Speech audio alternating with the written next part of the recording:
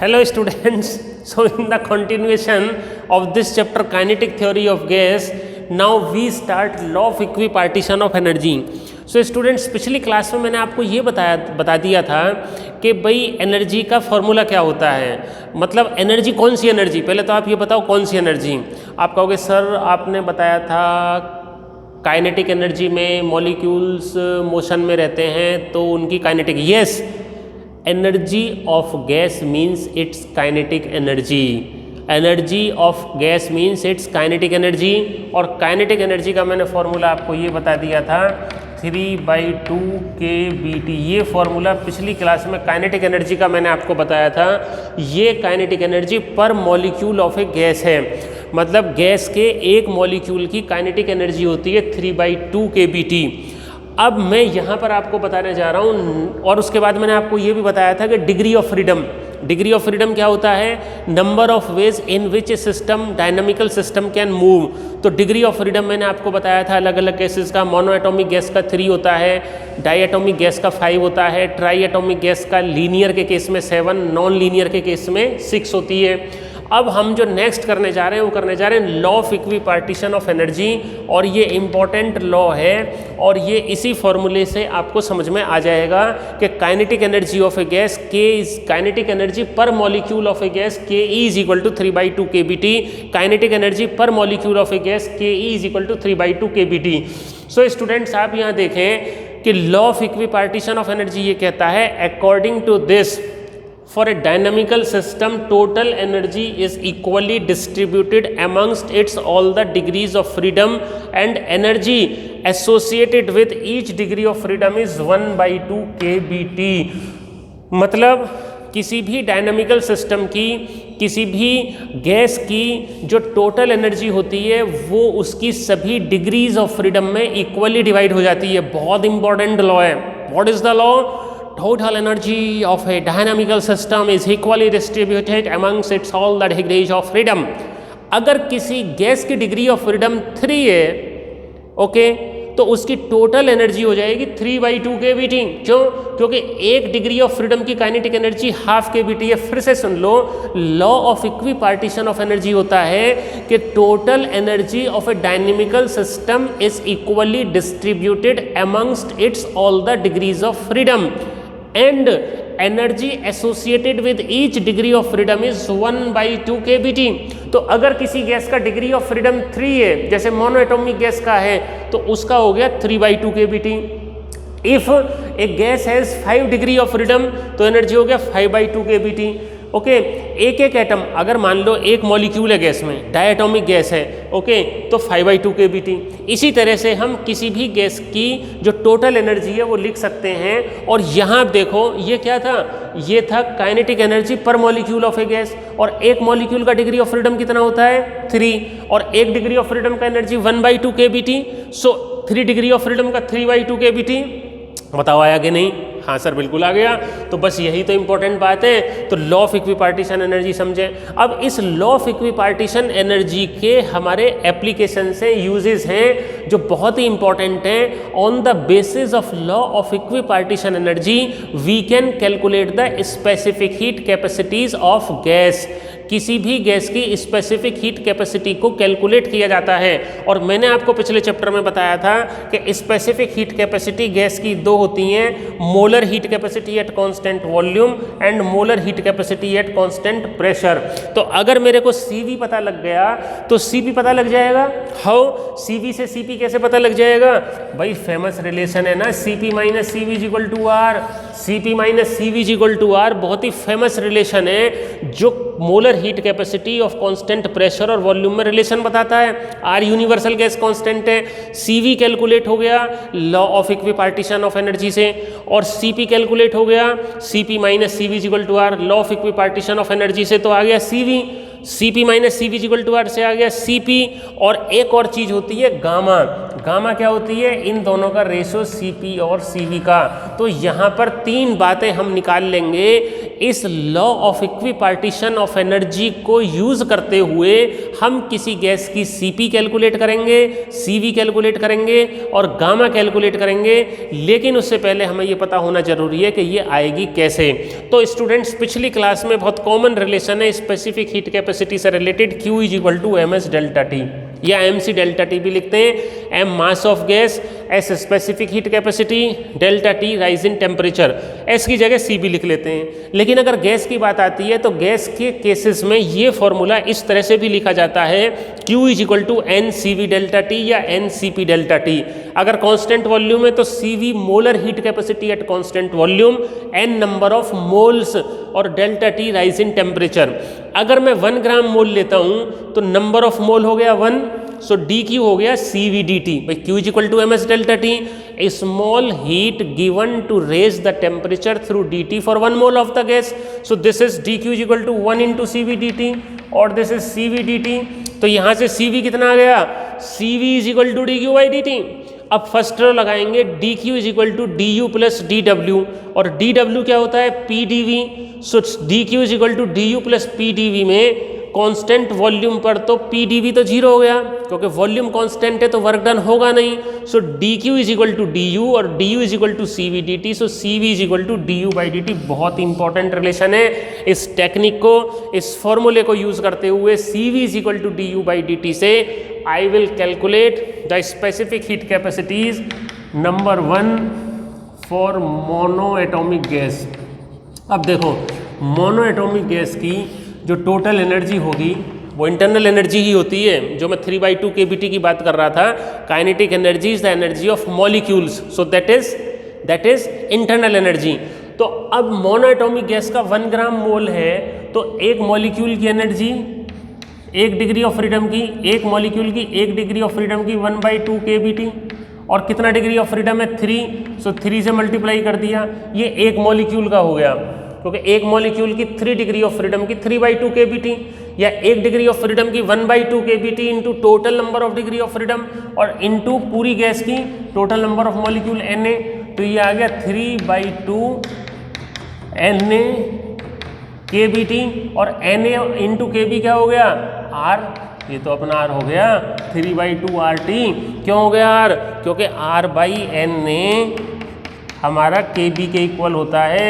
ये तीनों कांस्टेंट है, universal gas constant, Avogadro number, Boltzmann constant, so Na into Kb is equal to R, N into Kb is equal to R, तो 3/2 RT।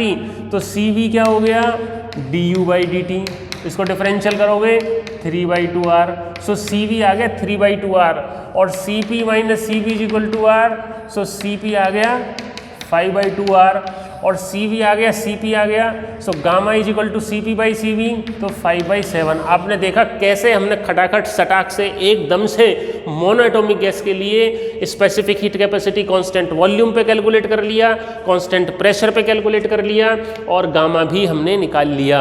इसी तरह से for diatomic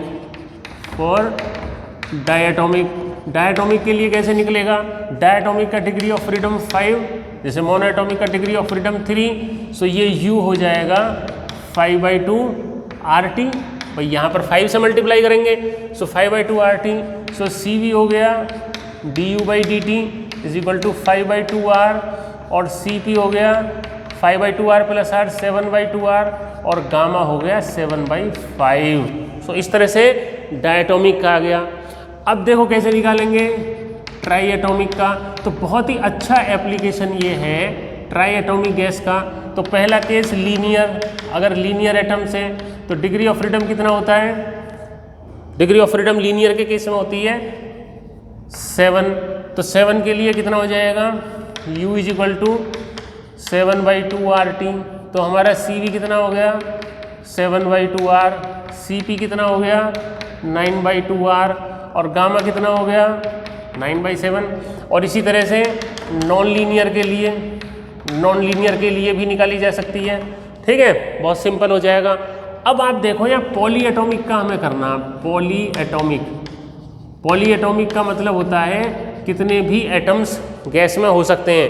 तो poly atomic gas के लिए जो एनर्जी लिखा जाएगा वो लिखा जाएगा 3/2 kBT देखो टोटल एनर्जी लिख लेते हैं 3/2 kBT plus 3/2 kBT plus kBT into F। ये बहुत इंपॉर्टेंट है।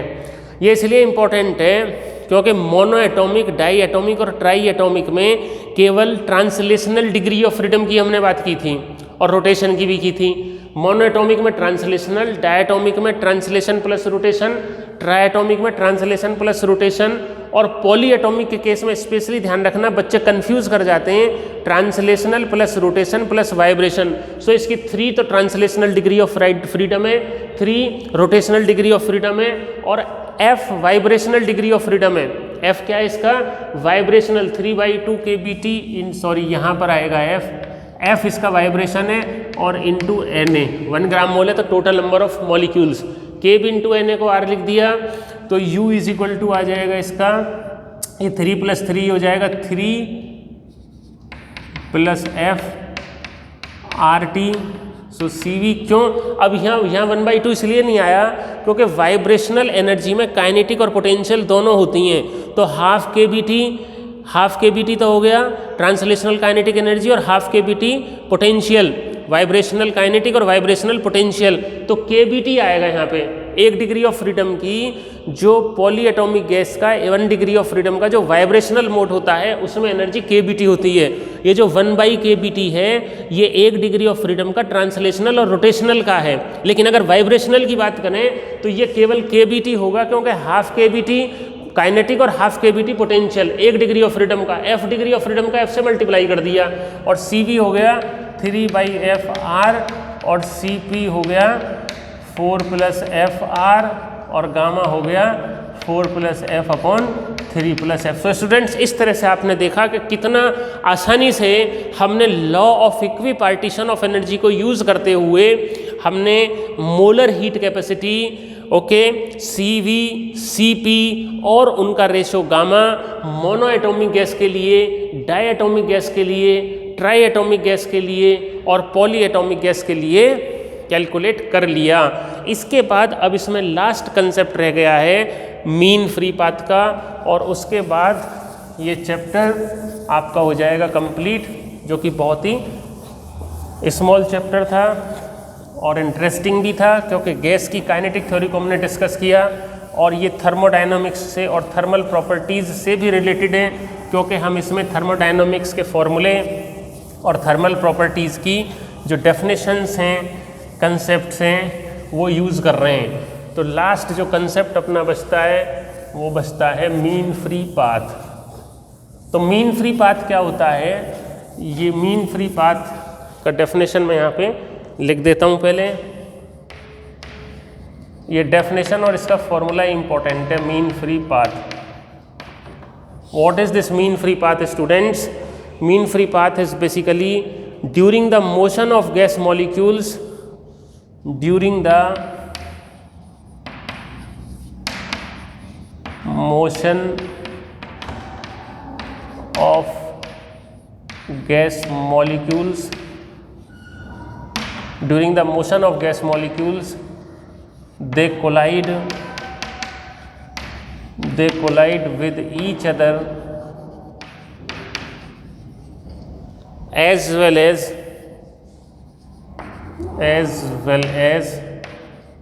with the walls of container, as well as with the walls of container.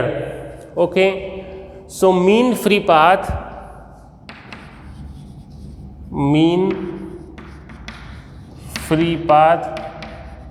is defined as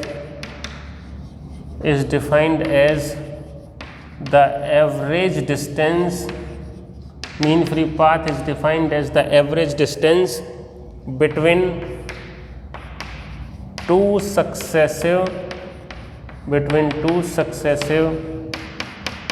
collisions. Okay, so it is given by symbol है इसका lambda. इसका formula होता है 1/√2 πN d²। ये formula आप याद। बेसिकली क्या होता है कि मैंने आपको बता दिया कि गैस के मॉलिक्यूल्स का जो स्टेटस है वो काइनेटिक है। The molecules of a gas move randomly, ठीक है, along straight line path and they collide with each other. So when they collide with each other then they cover a straight line path. Displacement basically वो होता है, तो एक collision हुआ उसके बाद जो दूसरा कोलिजन हुआ, सो टू सक्सेसिव कोलिजन के बीच का जो एवरेज डिस्टेंस है वो मीन फ्री पाथ है। ओके, सो लेमडा, इसका फॉर्मूला सीधा डेरिवेशन हमारे सिलेबस में नहीं है। Lambda is equal to 1/√2 pi N D square, where lambda mean free path हो गया N number of molecules per unit volume. इसको मैं ऐसे भी लिख सकता हूँ n/v, ठीक है, और d is the diameter, d is the diameter of molecule. So अब देखो जरा, 1 मोल के लिए n को na लिख देंगे और ये v आ गया, ठीक है, फॉर 1 मोल। अब देखो pv is equal to nRT, okay, so pv is equal to r हो गया Na/kb t, तो Na/v कितना आ गया यहाँ से, Na/v आ गया p/t इंटू kb, Na/v आ गया p/t इंटू kb। अब ये यहाँ पे पुट कर दीजिएगा आप, ठीक है, अब यहाँ पे पुट कर दो 1/√2 पाई, n को लिख दिया Na/v d स्क्वायर, इसको मैं यहाँ पे लिखूँगा तो ये आ जाएगा t/1/√2 पाई, Na/v का वैल्यू लिख दिया p/kb/t इंटू डी स्क्वायर, ठीक है। तो यहाँ पे ये फॉर्मूला दूसरी फॉर्म में भी आ जाएगा kbt, ठीक है। ये 1 मिनट आप यहाँ पे देखो जरा, p ये आ गया pv is equal to r/n is equal to kb होता है, r इज इक्वल टू हो जाएगा Na/kbt, तो Na/v हो जाएगा p/kbt, तो p/kbt। सो यहाँ से फॉर्मूला एक दूसरी फॉर्म में भी इसका आ जाता है, lambda is equal to kbt/√2 pi P D square.